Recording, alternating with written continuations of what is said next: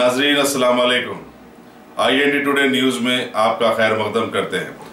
आइए देखते हैं ये तफसीलात। शहर हैदराबाद के मुशीराबाद इलाके में बीजेपी के लोगों ने रियासती बीजेपी सदर डॉक्टर के लक्ष्मण की सदारत में आज एक तकरीब रखी। बताया गया और देखने में भी आया कि इस मौके पर अक़लियती फ़िरक़े के कई नौजवानों ने इस मुतनाज़िया बीजेपी पार्टी में अपनी शमूलियत अख्तियार कर ली है और इसके तनाज़े वाली बात को दूर करने की कोशिश करते नजर आए। इस तकरीब में सिकंदराबाद के MP श्री बंडारू दत्तात्रेय मेहमान खुसूसी के तौर पर शिरकत किए और नए शामिल होने वाले अक़लियती नौजवानों को मुबारकबाद दी। डॉक्टर के लक्ष्मण ने अक़लियती नौजवानों को मुखातिब करते हुए इस मौके पर बताया कि जमहूरियत में हमारे मुल्क में सभी को तरक्की करने के बेशुमार मौक़े फराहम किए गए हैं, लेकिन ख़ास तौर पर पुराने शहर के लोग आज से 40 साल पहले जैसे थे आज भी वैसे ही हैं।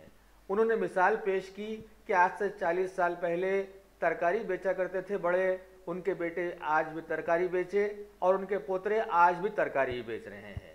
लिहाजा उन्होंने ख़ास तौर पर मुसलमानों से अपील की कि वो तरक्की की जानिब आ जाएं, क्योंकि भारत सभी का है और यहाँ पर सभी को तरक्की करने का हक दिया गया है। हिंदुस्तान के अंदर नरेंद्र मोदी के नेतृत्व में ही ये तरक्की हो जाएगा। हिंदुस्तान को भेदभाव नहीं रखते, सिर्फ लोग उनके ऊपर हमला करने की कोशिश कर रहे। हकीकत में आज लोग नजदीक से देखने लगे, वो हकीकत में नहीं है। ये नफरत की दीवार जो बनाया गया, ये खड़ा किया गया, कौन किया गया? ये कांग्रेस के नेताओं ने अपनी गद्दी कायम रखने के लिए वोट बैंक राजनीति कर किस तरह 60 साल तक हुकूमत किया गया। मगर जो देश के अंदर, हिंदुस्तान के अंदर जो गरीबी में है मुसलमान भाइयों और बहनों, किसके वजह से आज, किसके रवैये से, क्या अपनाए अब माइनॉरिटी के बारे में, क्या सोचती है आपका? आज भी तरकारी बेचने वाले का बेटा तरकारी बेच रहा, आज भी चाय बेचने वाले के बेटा चाय बेच रहा। मगर आपके नेता, आप लोग किस तरह आज करोड़ों रुपए कमाकर आज हिंदुस्तान के अंदर माइनॉरिटी के वोट लेकर उनके ऊपर पेटे से लेकर MP पार्लियामेंट मेंबर तक लगभग 30 साल से हैदराबाद शहर के अंदर देख रहे, पुराने शहर के अंदर उन्हीं के राज चल रहा है, वही लोग जीत के आ रहे। पर क्या हुआ आज पुराना शहर के अंदर मुस्लिम का आज क्या हालत है?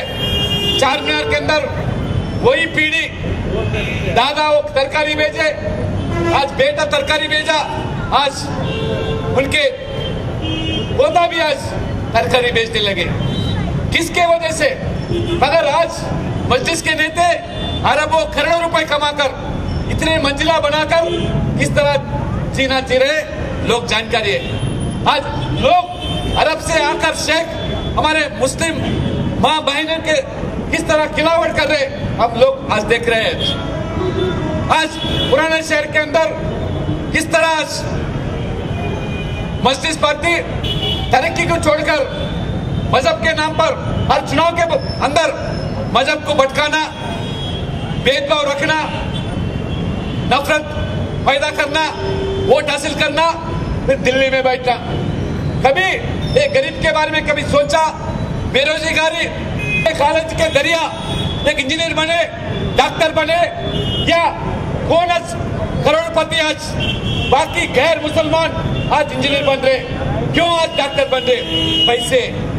इसलिए मैं पूछ रहा हूँ, अब गरीब के नाम पर या मुसलमान के नाम पर जो चुनाव के समय में लोगों को भटकाते हैं, मैं सवाल करना चाह रहा हूँ, आज आपके कॉलेज के अंदर कितने गरीब मुसलमान को आप डॉक्टर बनाया या इंजीनियर बनाया?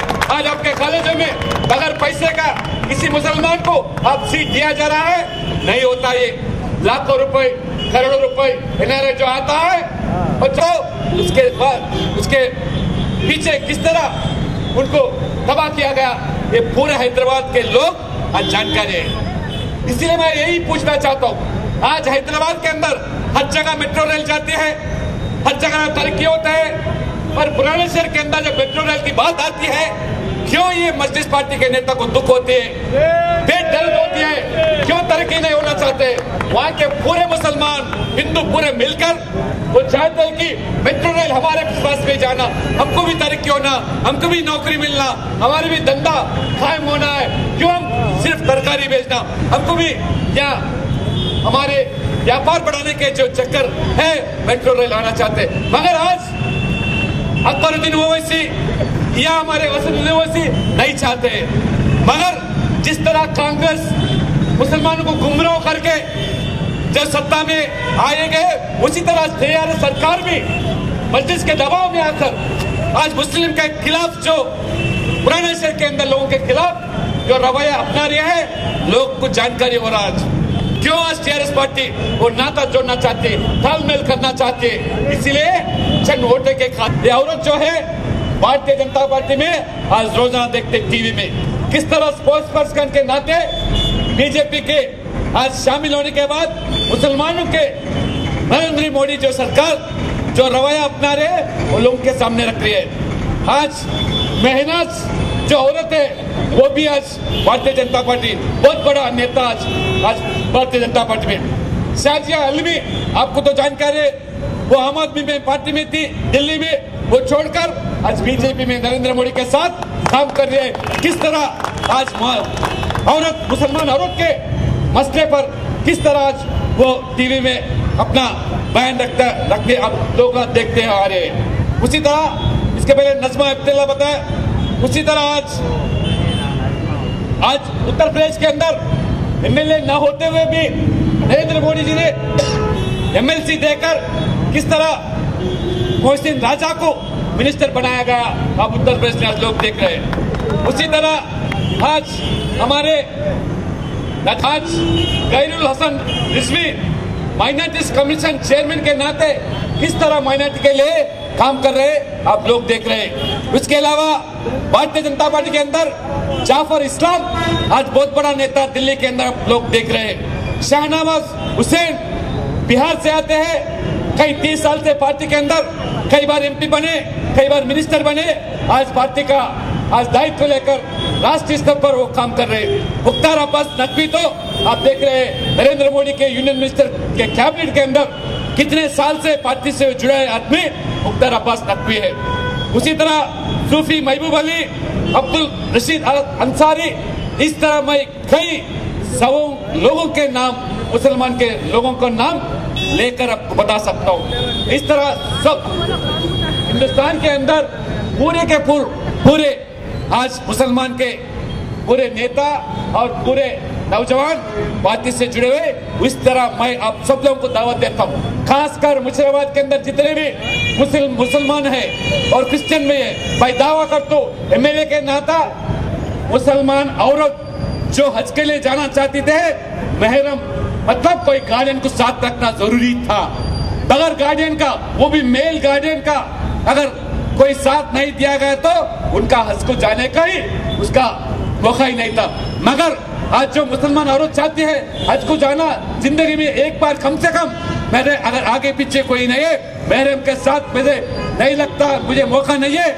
मगर आज नरेंद्र मोदी जी की सरकार बगैर महरम का आज औरतों को सबसे पहले हज को जाने का मौका दिया गया।